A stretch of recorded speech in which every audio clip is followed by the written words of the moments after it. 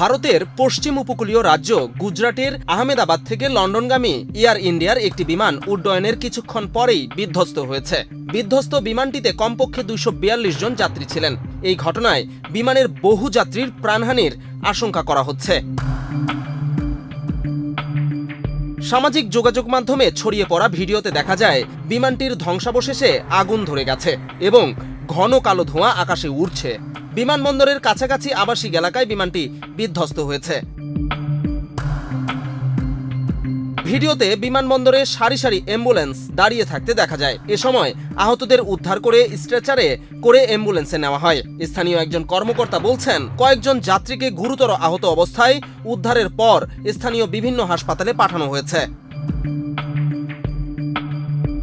জানা যায় বিমানটি বৃহস্পতিবার দুপুর 1:17 উড্ডয়ন করে, আর তার কয়েক মিনিট পরেই বিমানটি বিধ্বস্ত হয়। বিমানটি মাটি থেকে 825 ফুট উচ্চতায় বিধ্বস্ত হয়েছে বলে জানা গেছে।